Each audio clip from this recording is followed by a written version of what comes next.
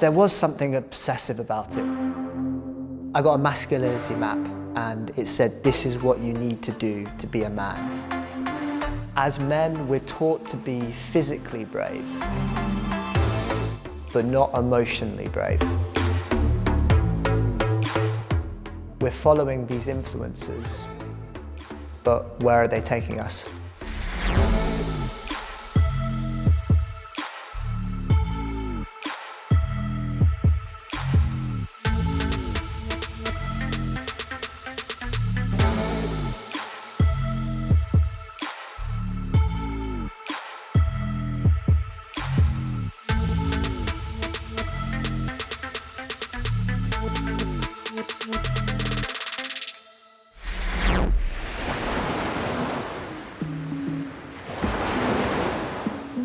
I'm Will and I live by the sea.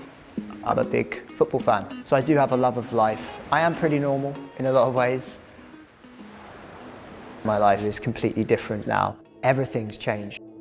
It was 2017. I was very isolated, completely disconnected from my family, and in particular my dad. And every day was like a marathon. That's what it felt like. It was a confusing time because the world, it felt like, had begun to express resentment to masculinity. There was these words like male privilege. That message of I'm privileged didn't sit clearly with me. I remember feeling like, well, this is a bit unfair. I just felt rubbish and I was in survival mode.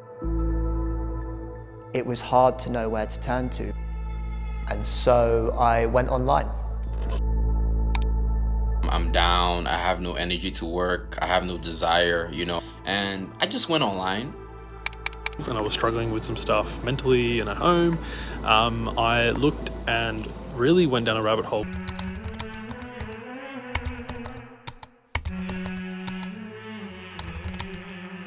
It was really entertaining stuff. Podcasts were life-changing for me. I actually felt smart for the first time in my life. In a world where there wasn't any guidance, I was getting really clear answers from these influences. Work hard, believe in yourself, and you will be successful. My mentor became an online masculinity influencer. So that was the first mentor I had. It was like, this person was like a father figure to me. They were like the dad I wished I had, but never did. They were offering me guidance, and I desperately needed that. Being a great date is not rocket science. Got this. You can do anything you put your mind to. I did feel relief. I felt a sense of belonging. It felt like a lifeline at the time. Whenever I watch their videos, I just kind of feel like that spark inside of me that kind of like fires up, and they just make me feel like I want to get up and go do something. Found some videos where he was talking about motivation, and it really helped me sort of keep going and push along. And that kind of gave me an idea of motivation to uplift and inspire myself to understand my own perception and my own role in society and not become essentially a slacker.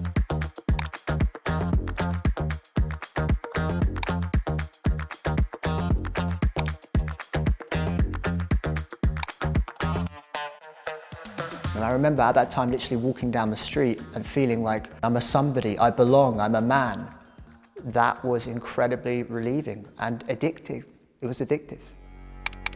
Discipline your mind. Stop being a pussy. Unless you get up and work, you'll be nothing. Never sleep, never rest. I found the influencers that spoke to me, and I just kind of religiously consumed their content. I was watching 2-3 hours a day and it just kept getting served to me. It just etches itself in to the mind in ways that I was completely unaware of. It changed the way that I was viewing the world. My psyche became a cacophony of influencer voices. Rich or die trying. Jacked Own your shit. I just wasn't able to critically think at that point. Anything I was listening to became truth, it became gospel. I got a masculinity map, and the map said, go to the gym to get big and ripped, build a business into a huge success, and then with those two things, you'll attract a fit girlfriend. You know, I had a very vigorous training regime, and I did my absolute best to maintain it.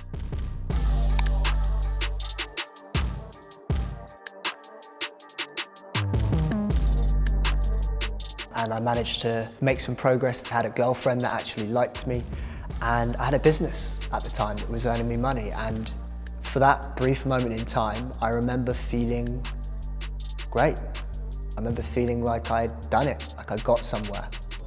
The life of a man is insanely competitive. There's men all over the world who are grinding, who are trying to take your spot. So what are you sitting down saying, I feel bad for? You can start off watching gaming videos, prank videos. You could be watching a self-help video. The algorithm's feeding you all this other content. And I remember coming across videos I had not initially went in there with the intention of watching. And so alongside all of this direction and guidance I was getting, there was this kind of resentment in me that was growing.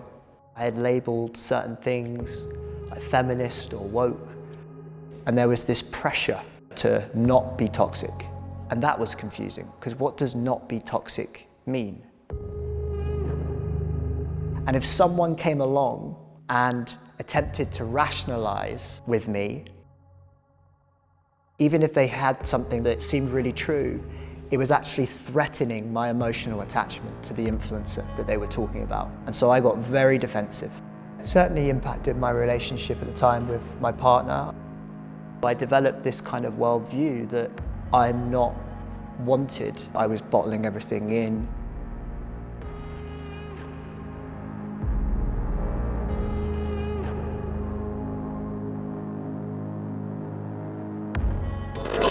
Personally, I think that men find it difficult to open up because they don't want to be a burden on anyone else that they're around.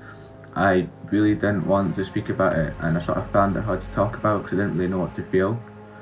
And I sort of, when it came to speak about it, I was worrying that people would think I was sort of kind of pathetic and weak, that I couldn't handle it on my own. Achieving what the influencers were telling me relieved the negativity in my head in the short term. But I built the house without any foundations. And as soon as a storm inevitably came, I was back to this feeling of worthlessness. I realised that the business, the girlfriend, and the six-pack wasn't actually going to fix me. I was either going to have a miserable life or an early death.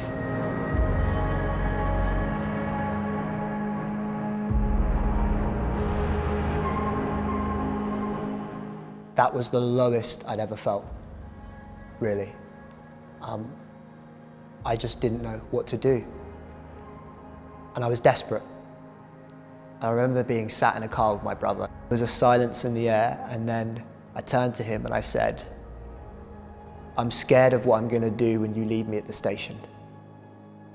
And actually me saying that to my brother was a big step to start accepting that I needed to get support.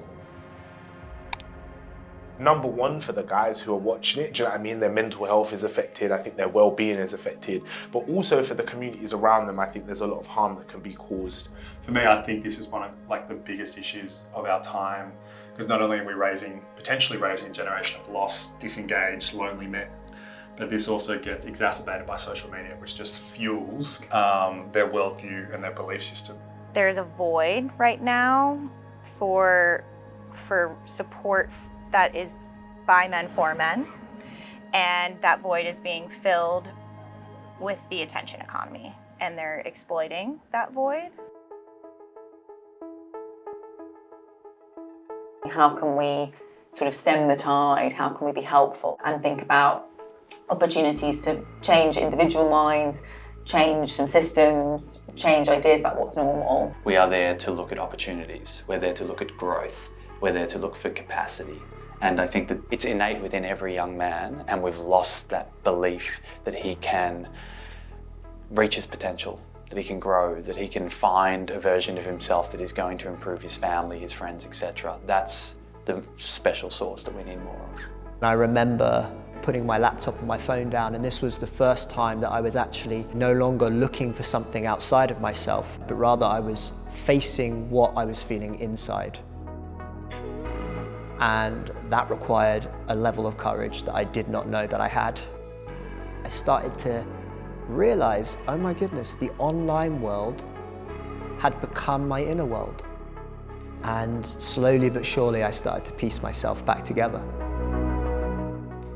The version of masculinity that is being promoted online by the influencers, it's very prescriptive. It says, do these 3 things and you will get this. And it's very easy to digest. It's coming in quick form content. Whereas we haven't quite yet worked out what it means to be a healthier man or healthier person. That's far more ambiguous. There's actually nothing wrong with wanting a girlfriend, going to the gym or building a business. But I was relying on those things for self-worth. And it was a very fragile way of existing because my sense of worth was entirely dependent on things that weren't entirely in my control. We need content that will guide boys and men towards what will actually help us to feel healthy and feel better. We need education at schools around how to critically think about things that we're coming across. We need to learn how to facilitate conversations where boys and men feel more able to share their views, share their opinions without that fear of being judged. Focusing and investing into the needs for boys and men will not diminish the effort for girls and women. We need to stop seeing it as a threat to equality and see it as a part of equality.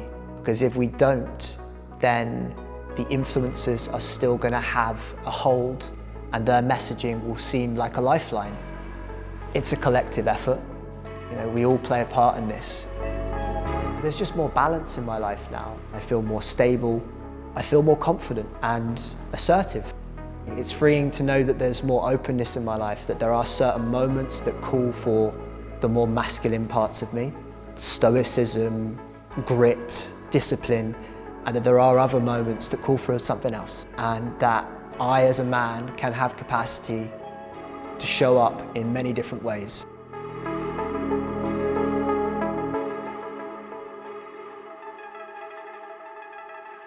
Ooh.